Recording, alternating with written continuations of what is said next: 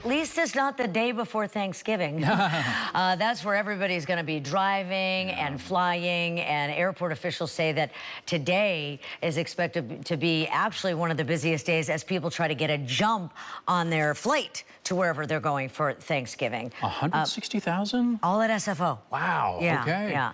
So, you know, I have actually a lot of relatives who are traveling today. It's not the best day for sure.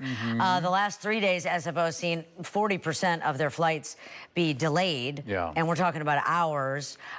Sunday after Thanksgiving and Black Friday are also very busy for flying. And then there's the driving.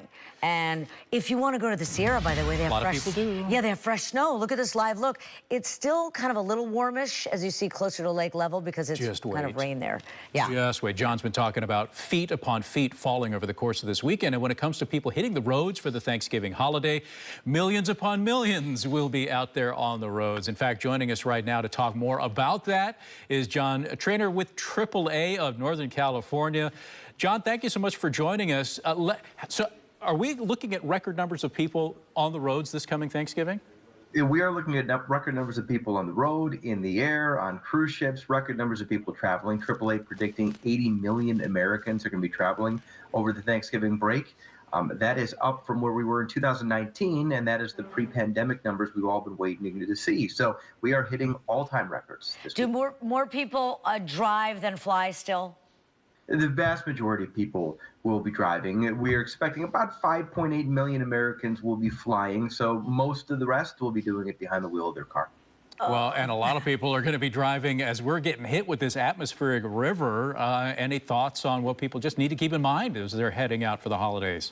Well, the good news is most Americans will be waiting until about Monday to start their Thanksgiving travel, and obviously the Wednesday before Thanksgiving is the real busy one. But yeah, those 80 million Americans, 11 million are Californians. So California roadways are going to be very busy. If you are heading out in inclement weather, if you're seeing this rain come in, maybe if you're heading to an area that just got hit with snow or is going to, be cautious. You probably haven't driven in a while, maybe a year since the last time.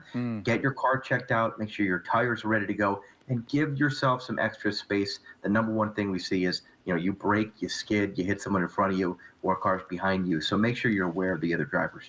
Okay, do we want to go through the drive times? I mean, I know I do, because I have a kid who wants to go to the airport. Well, on Wednesday, if you're going to be on the roads, give me the worst, I guess, let's talk about the worst time you could possibly leave, because I'll just try to avoid those windows. When is everybody else going to be on the roads, I guess?